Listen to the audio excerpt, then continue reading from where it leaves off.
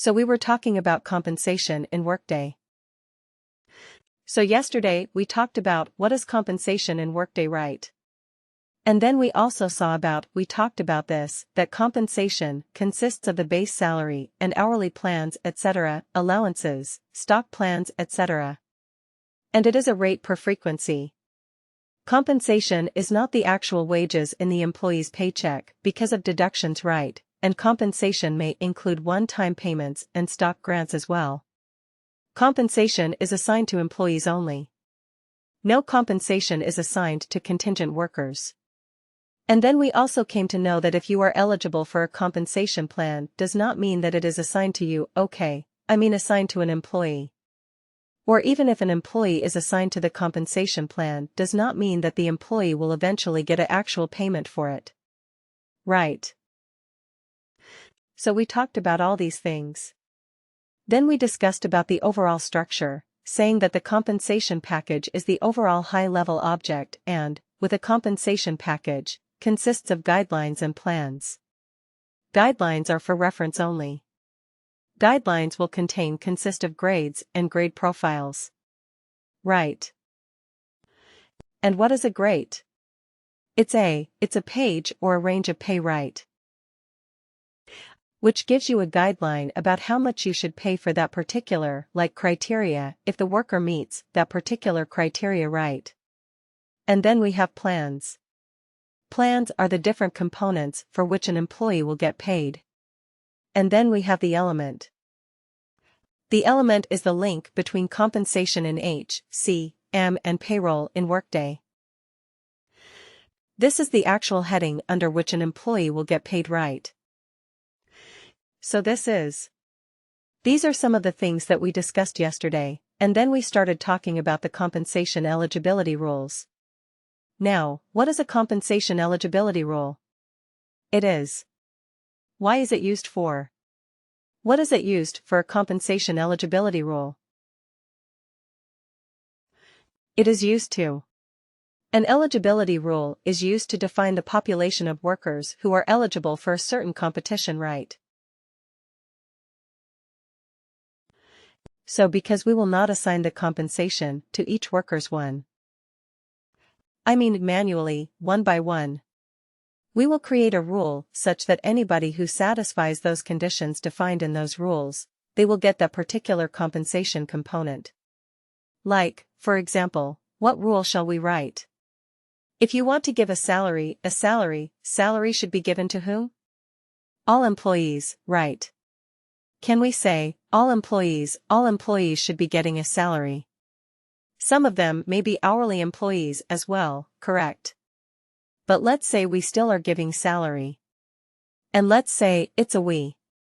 Let's say we do not have any hourly employees. For everybody we are giving a salary. So in that case, how will we write the rule? Now let's say, if we are going to give a shift allowance, we were talking about, let's say, shift allowance. So who all are going to get a shift allowance?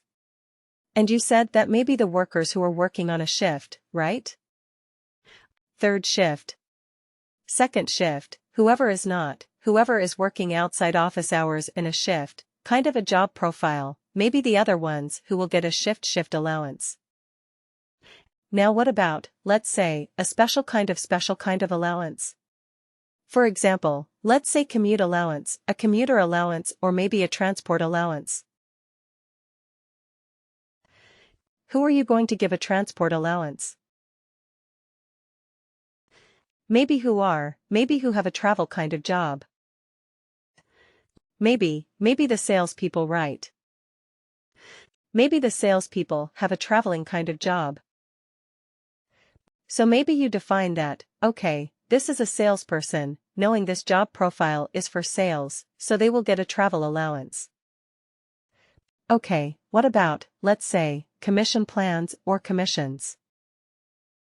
Who typically get commissions? Which team? The sales team. Right, typically, the salespeople get commissions. So when you create a commission plan, You will base it on the on-the-job profile which says sales right, something like that.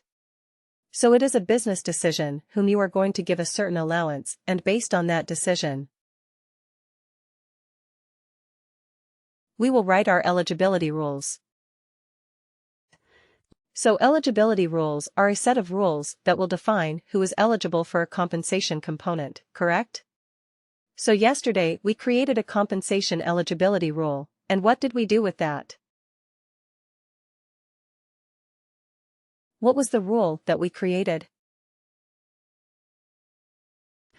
We created executive vice president, right? So let's find it out. So we can find it out using edit.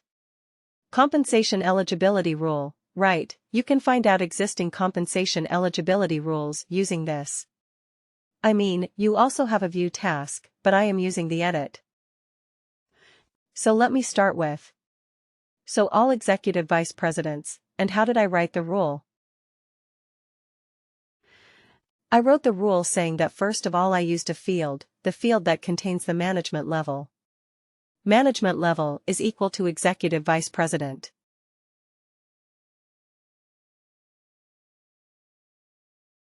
This is what I wrote. Okay, this is a rule that I have created yesterday. Now, let's make it specific to our supervisory organization hierarchy. Right, I don't care about all the executive vice presidents in the system.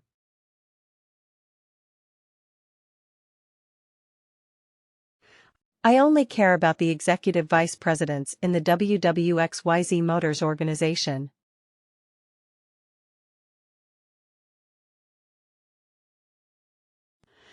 This is what I want. Okay, then, what do I need to do here? The first condition may remain no problem. But then how do I restrict this to only the workers in the XYZ Motors organization?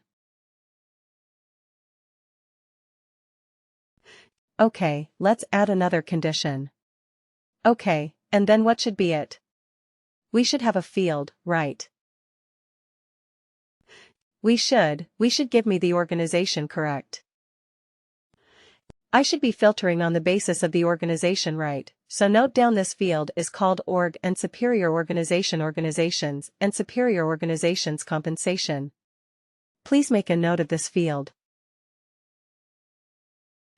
It's a very, very important field that we use for our compensation eligibility rules, organization and superior organizations compensation. Okay, this is a field. Now let me show you the description of this field. What this field does. It returns the applicable organization and superior organizations. The description is a bit confusing. At least, I got confused the first time I saw it. What this means is it returns the name of the organization, of course, and if that organization is a superior organization, meaning if an organization has subordinates. Now let me show you the organization chart that we created. This is the organization chart that we created, right?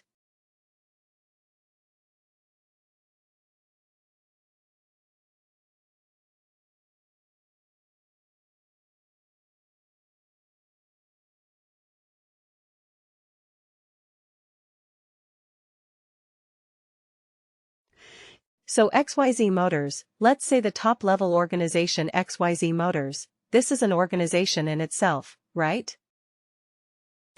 It's a supervisory organization, agreed. Everybody agreed to this. This is a supervisory organization that we had created. Now is this organization a superior organization? Yes or no, it is right. Why? Why do we call it a superior organization? Because it has subordinate organizations. Absolutely, because this organization has subordinate organizations. That is why XYZ Motors can be considered as a superior organization as well, isn't it? Is XYZ Motors Sales a superior organization? Based on the current information or based on the current organization hierarchy? No, right, because we don't have any subordinate for XYZ Motors sales. Okay, so what this field does for us is, if we are taking this field, it will.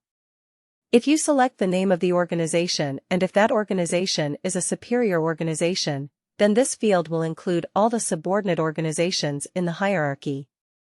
So what that means is, if I use this one, let's say, organization and superior organization, I go to frequently used and I select any in the selection list and I want to include the entire XYZ Motors organization hierarchy, then how many?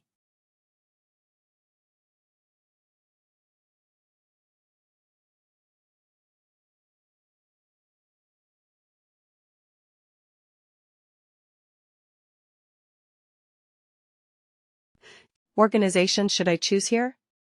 Do I need to choose all the organizations?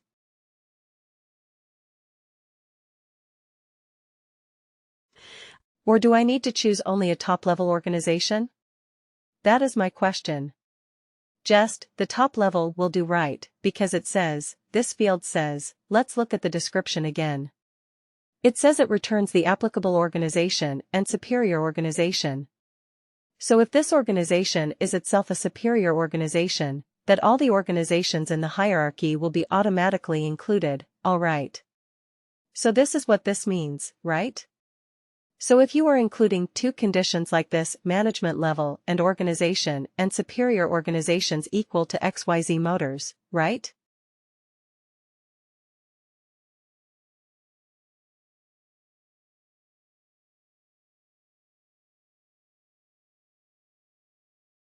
So what will this do?